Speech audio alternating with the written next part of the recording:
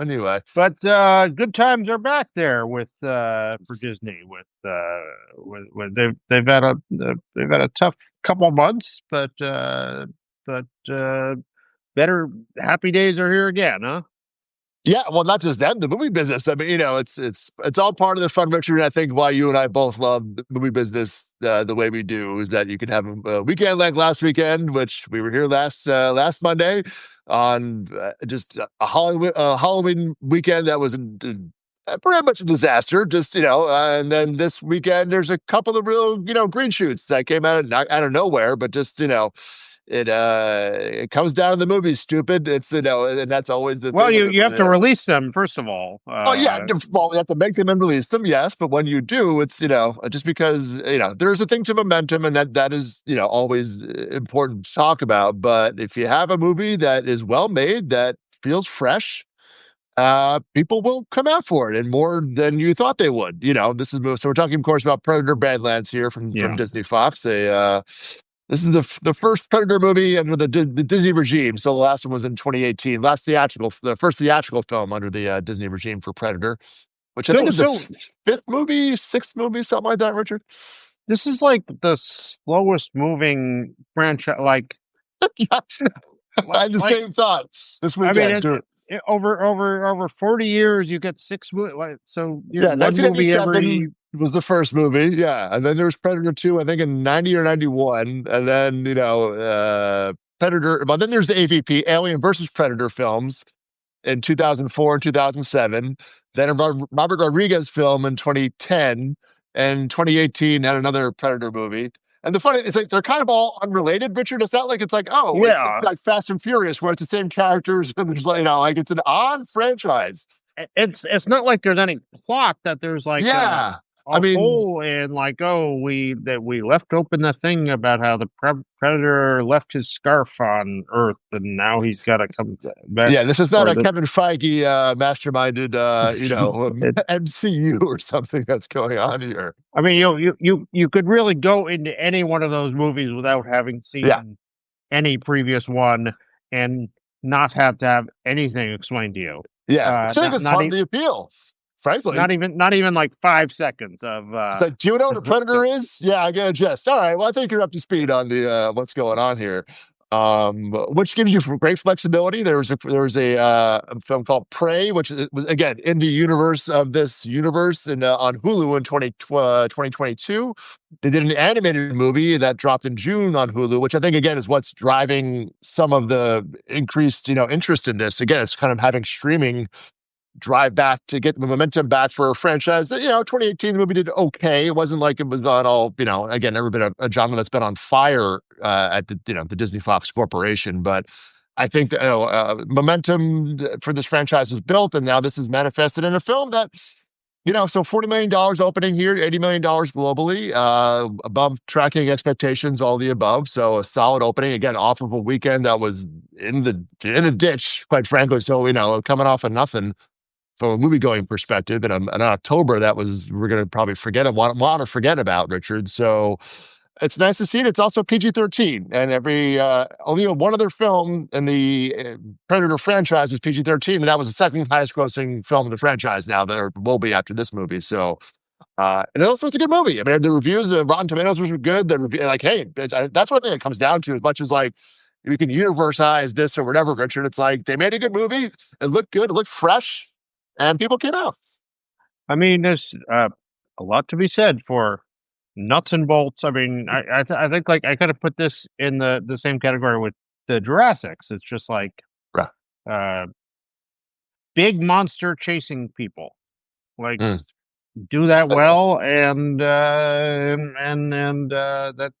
that's a bulletproof formula there.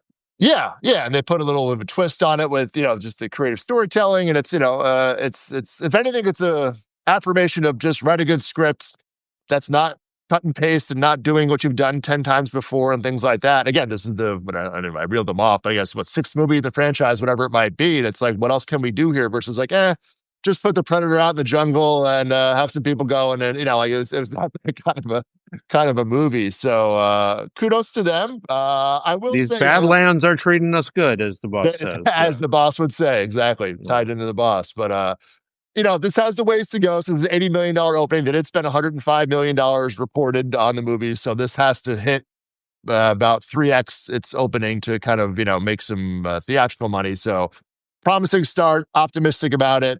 The Running Man is coming Friday for the action genre from Paramount, which we'll talk about toward the end of the day-to-day here today. But a nice start, a nice win for November. Starts their month off on a great foot, Richard. So happy. But also over 50% was from the PLF screens again, Richard. And we're seeing this a couple of more times this fall, where a couple of these films where this is 3D, IMAX, Dolby, all those theaters combined, where over half of people are choosing, to go see it in these theaters, again. So the business is really starting to get some momentum there too, Richard, which is, just of note, at this point. So yeah, no, but that's interesting. That I mean, you actually say people are making this choice here, and the people are aware of it, and if they're going to go out, they want the bigger, better experience, and they're willing to pay the extra.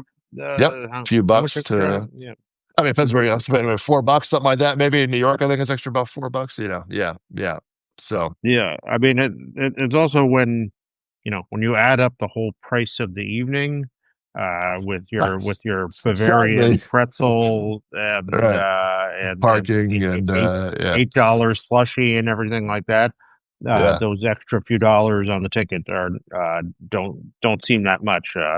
Anymore, so. I like that positive spin, which we're at the CinemaCon this year. So when you see how expensive it is overall, it's really not much of a upcharge. So exactly. That's great. All right, Predators. Looking forward to the next installment. Yes, Thunder Road coming your way, or Tunnel of Love. And possibilities are endless. I love it. And then we got Regretting You. Keeps the little movie that could, Richard. I love this one, man. This is, I mean, again, this is 8.1 million this weekend. Pretty much a 7-8% drop from last weekend, which is in its third week, which that's unheard of. Like very, very, very rare to hit that kind of level. And the last week was only down 30 from opening weekend, so even its second week was rather strong. This is, I put this on the wake up last night, but it's, when Anyone But You, came out, and this was the end of 2023, and that one, opened at 6 million and went on to, I think 90 million in the US. And it grew its second 2 weeks. That was over Christmas. So you have a little more, free time and, New Year's kind of thing going on there.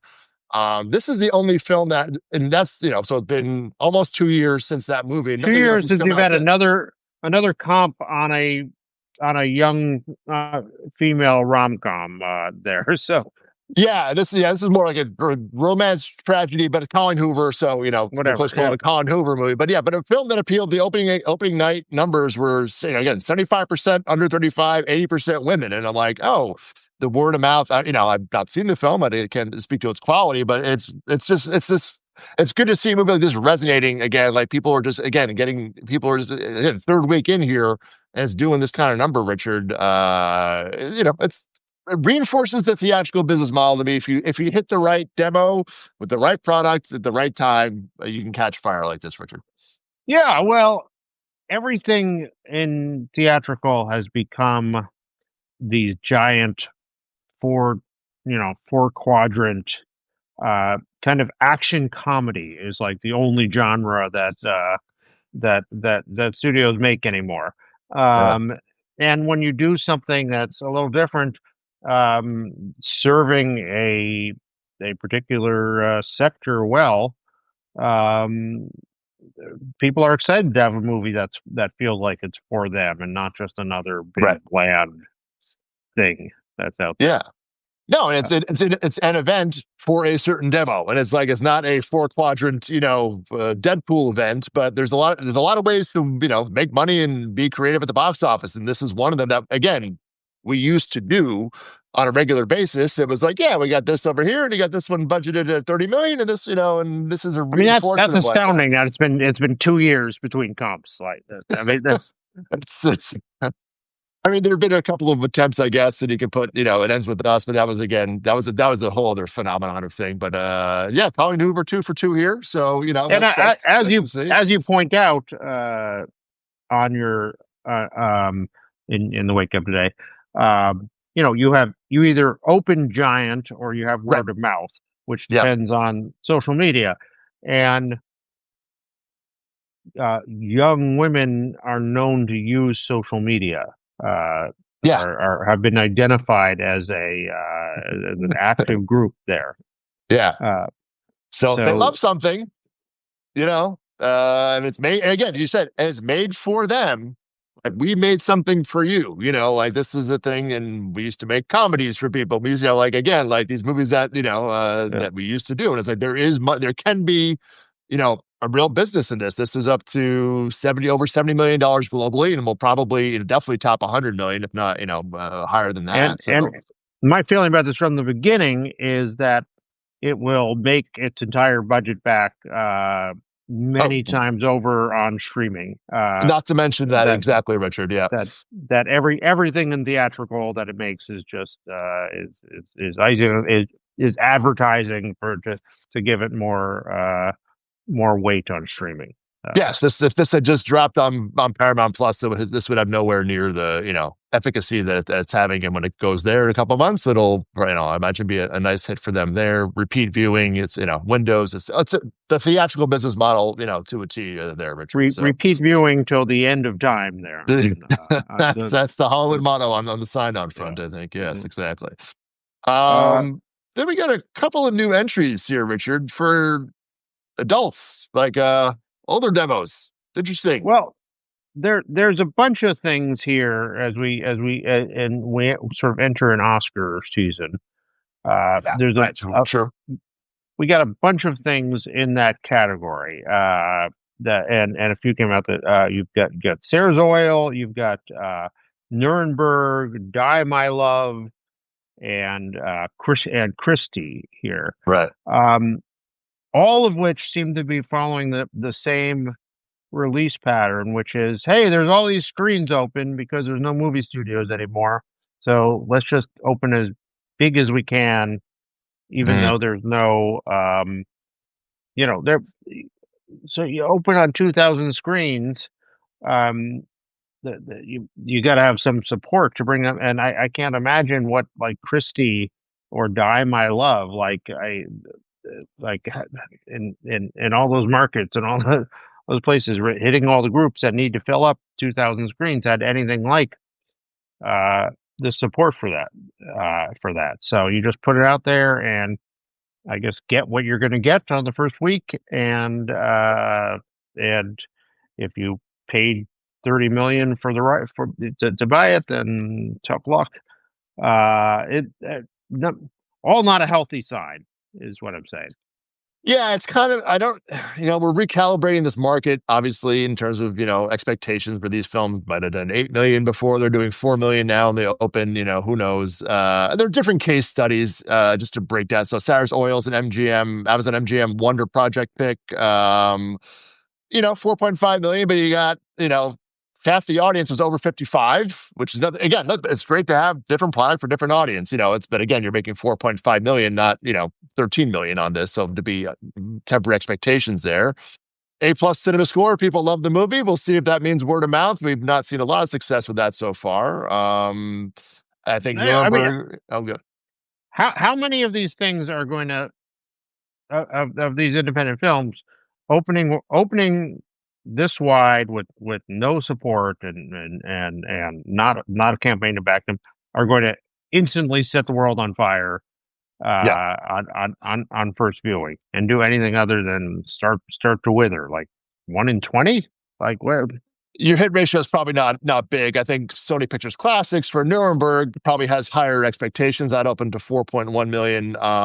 Again, that was Sony, but that's the really interesting of all these. That's actually kind of back to your point about going wide. That this was a film on the the festival circuit, and there's some buzz around the movie for it. This is about World War II Holocaust trial, I believe. The general with Russell Crowe.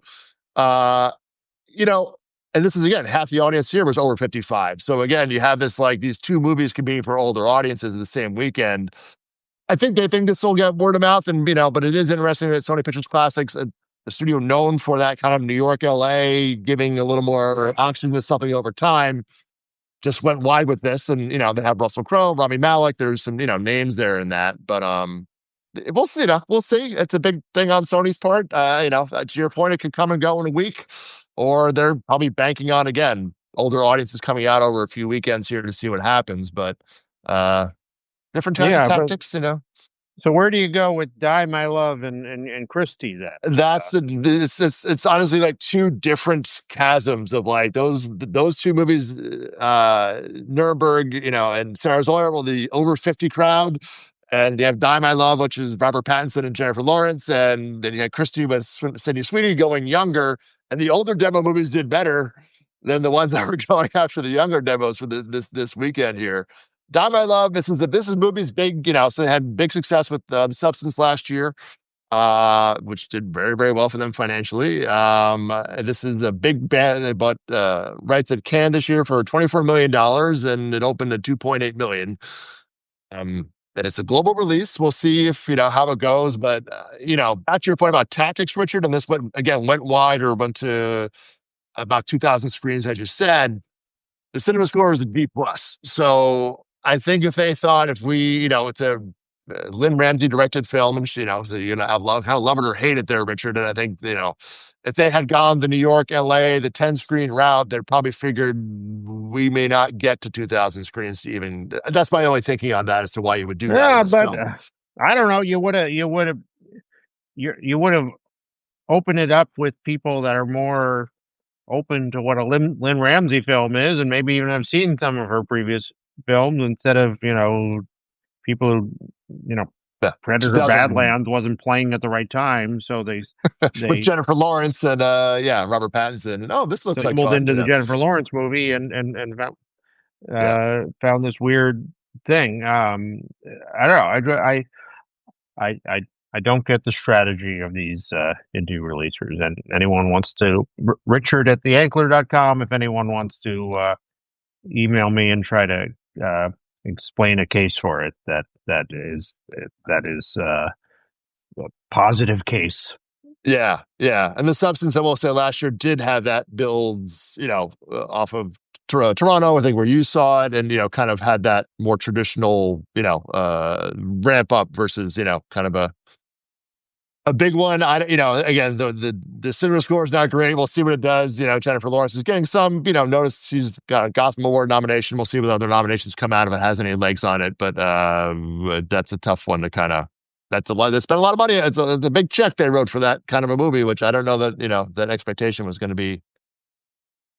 Movie's going to get that kind of money back, But that's Christy. Christy with a buzzy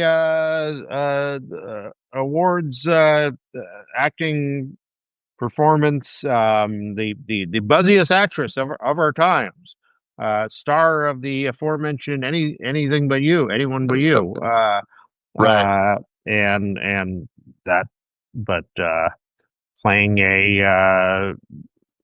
a boxer with although it was not how the world was looking to see her, apparently, or yeah, I mean, the role matters, I mean, not that I think their accolades are pretty good, especially for her coming out of, I think, I played TIFF and a few other, festivals this fall. And she has been everywhere for the last month. Lack of awareness this fall is not an issue for Sydney Sweeney, certainly. She takes on some of these not say challenging, but not these non-commercial roles in the mix of doing the Euphorias and The Housemaid coming up at Christmas, which is a lot of expectations on that. Anyone But You's the world. And the other ones just, I applaud her for doing them, and it's great. But I mean, 1.3 million, the average, again, on 2,000 screens, the per screen average was like, $650, which is really which is terrible. Just the movie that nobody wanted to see in that sense. And, we kind of had two, not to put it in a genre, but between The Rock Smashing Machine and this, it's like not a great, fall for combat film, hand-to-hand combat films at the box office, Richard. So yeah, for buzzy stars making big stars, Yeah, turns in boxing movies. the boxing MMA movies, not great for that. So this is Black Bear's first. They just launched a U.S. distribution arm. This is their first movie. They financed the pick. So this was their big foray, which just did not work. And as you say, would you have been better off going again, building up a little more word of mouth performance? On this might have been one option, but I think Black Bear. We'll see what their theory of releasing is going to be going forward. But this was their first step. So I mean, maybe they're all just saying, we just got to get this out there and yeah, hope for the best in the hope Oscar for the race, best. Yeah, and cash in as quick as we can. Cash in what we can on the opening weekend. It has a little bit of that feeling to it, Richard. Yeah, yeah. But on a smaller scale, I will say one film that is doing what you're talking about is Neon Sentimental Value, which I haven't seen. Have you seen that? Yeah, I did see that. Extremely good. yeah. It looks. I'm excited to check that out. So that opened on 4 screens and did 50,000 a screen, which is a very good per screen averaged. This weekend. So they're going to go. They take your advice, Richard. The Neon folks are on it, Richard. They've nice you. work, Neon. It's I mean, I don't know what the what the upside potential is on Sentimental Value. It is an adult drama, which people don't apparently see anymore. But it's and Norwegian no less. But it's a beautiful film, and glad if it's being handled in a way to get attention. That said, $200,000 isn't. I mean, it's on 4 screens, so your upside is never going to be that high. So the per screen is always 50,000. I think it was the 5th highest this year. I think so far, which is not but 50,000 is solid. But as your point, we'll see. But again, they're giving it the care. They're letting it kind of get word of mouth about performances, as you say, and things like that. So we'll see how that progresses. Yeah, Begonia and Begonia. We should talk about Begonia. Gets up works his way up to 12 million, which by today's standards is a runaway hit in the indie. Anything over 10, Richard? Yeah, exactly. And seems to have some legs as it goes, despite, as we said last week, I think we criticized it for opening too wide, but we are Monday morning quarterbacks, Richard. We get to do that. So yes. Were we proven wrong by well, there's 2 sides to look at this. There's a 30% drop from last week, which is a very good hold. It held that was at 2,000 screens. Again, that one just went out wide. It didn't really do I did a little bit of one weekend of platform, and then it went to 2,000 screens. So yeah, 12 million US, and it'll probably, we'll see if it plays longer. You could see it maybe legging out to 20 million if it gets a little bit of luck, maybe not, but maybe 15 to 20 million, which, as you said, this day and age, not bad for that's actually rather good for an independent release. But I'll say Poor Things was made over, I think it was 35 million in the US, or a little bit higher. So what comp do you want to use here? This movie is not Poor Things, and it's certainly, a different kind of scale to it. But it's $23 million globally, that they reportedly, it was a $45 million pickup. And it's like, you're paying $45 million for, this movie. It's like, that's a long road. That's you're counting a lot of windows there, Richard, to get you to that kind of money, and hoping for some lightning at the box office, which, again, if this was 20 million, then this looks a lot better. At 45 million, on a purely business basis, and I understand, I'm just looking at it from a numbers game. It's like, well, that's a lot of money for this kind of endeavor. So nice to see. Yeah, I mean, we'll see. In olden times, there used to be a sense, as far as the box office race went, that that films had to sort of prove themselves at the box office. That was the good of the box office, that it gave them a public test, and then they didn't have to be the biggest film of the year, but they had to not do better than Christy numbers to be in there. I don't know if any of that applies to anything anymore. I know. I don't know if it applies to the box office race. I don't know if it, but as far as it goes, Begonia sort of with a runaway smash of $12 million shows shows some public affirmation that the Yes. Academy can. Comparatively speaking, this is doing well, but it's like, yes. So it's like, but if you go back and look at 2018, you'll be thoroughly depressed by what these movies are making now, which is what they used to make, 7 years ago. So, Yeah, I mean, I think the basic takeaway is we're in a world gone mad here, and wow. any attempt to evaluate it by rules invented in the previous era Yeah. are will make you insane to try to That, adopt or that. severely depressed, one of the two, but yes, Yeah. or it's at the same time. Uh, So, but so we'll see how they still, still second weekend, still has life to go here. So, we shall see where it goes from here. But yeah, take your wins where you get them. $7 million for Back to the No, Future the total. so, Okay. yeah, All right. yeah. Well, I'm sure Steven will use the money wisely. Where that goes, And but I don't good fortune creeps up to 16 million domestic, which yeah, that's I mean, it just didn't. It's also on PVOD home video now. They put that movie. I saw that on the Apple TV this weekend, yeah, so so they're so went right to the windows. probably won't go higher than that. No, Bucks, that's gonna net out. but 16 million domestic is not. Yeah, I don't know what it's all right. Which didn't quite hit. I think is the thing there. But I'll give a final shout out to La Boheme. Richard made $1 million this weekend. Oh yeah, The Met in HD, they just kind of live transmission their shows to 800 screens. So $1 million for Puccini's La Boheme, Richard. So yeah. there you go. There's some high culture for you. Puccini is what the kids want these days. So I'm sure the demos were off the chart on the under 45s. So yeah, exactly. All right, that's great. Well, So now we actually start to get some movies coming out. we are Badlands. Predator's a great start, and again, this is the kickoff of.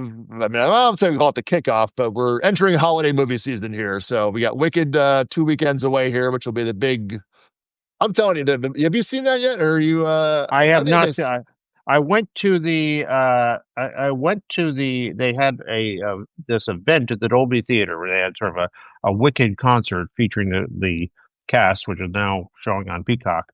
Oh, okay, yeah. It's and I got to say the amount of like Wicked energy within the Dolby Theater, which holds what did I think about 4 or 5,000 people. Oh, wow. So was heavily concentrated Wicked, and it's a movie that's it's a movie, and the songs have come to mean a lot to a lot of people, and so I what I've heard, not seen it yet, is that the this one is sort of darker but more resonant with contemporary themes, even though it's based on a book that was written back in the 1990s before any of these, and then a musical and all that. Yeah. But I believe it will resonate on that level, and people will argue about that, how much is meant to be that. But it's there's a lot of affection for this franchise. Yeah, I think it's. I mean, not to say that's going to be huge, like duh, but I think it's really going to be. It seems to be bigger than last year, which was a big movie that did almost nearly $500 million in the U.S. Alone last. So this one I just feel is going to really just because I mean you have the. We'll talk about it next week too, but it's opening the weekend before Thanksgiving, so you have that whole big weekend, which is going to be massive. And then you have a whole week, of just or almost a whole week of holiday time and everything else for that 4-day weekend there. I think when we're doing this in early December, that number, I think we might be really blown away by what that movie is going to do in the next, at the end of the last 2 weeks of November. So. Yeah, and for theaters, they just see one big hit. For them, one big thing. It's all ticket sales for them. So again, I mean, it's all in Universal's coffers, but it's a nice boom for them. I see a lot of upside potential there. Yeah, that one's the momentum there feels good. but haven't actually seen it. So Yeah, no, I think the screenings for this week. I think someone told me that, yeah. so we'll see if the buzz comes out. But this weekend we got Running Man coming back to theaters. Richard, couple Which, of Now You See Me, the third Now You See Me movie, the big two yeah, ones out there. Edgar Wright So is always entertaining. Director there, and that looked like a fun franchise. Now You See Me, great, and then Disney comes at us hard with Zootopia and Avatar. but yes, exactly. That'll be the Thanksgiving and then Christmas big plays. So yeah, Disney. So then Predators a nice turn. They had with Tron and the Springsteen movie and a tough October at Disney. So good news for Bob Iger, Richard. I know you're always concerned about his well being. So so we have something to cheer him up. That must be nice to just sit through a whole year and whatever happens, you're just like, yeah, but Avatar. It's we'll see what heights it hits. It's but you can never be complacent in this business, Richard. So No. listen, as much as one of these days, the audience is gonna catch the apathy of the media class and say, why do we care about these blue people right swimming with dragons or whatever anymore? It's anything's possible in this business, Richard. So you never know, but not that it's tracking that way. So, but yeah, that's where we are. So we're still. Here, let me put you on the spot. Which of those big ones feels to you like the potential underperformer? Underperformer of those big three you're saying. So those my three options. So you've got between Wicked, Zootopia and Avatar. I'm gonna out of those three, I would pick Zootopia at this point. So that's even though I shouldn't bet against that. Disney's track record on Thanksgiving is not perfect. We should all remember that. I've erased a lot of sins in the past, few Thanksgivings there at Disney. Not that this one has IP; it's a big franchise. I'm not in the Avatar camp, but I just have a hard time wrapping my head around this not being. It could happen. The movie could be terrible. I don't. It's entirely possible. I doubt it.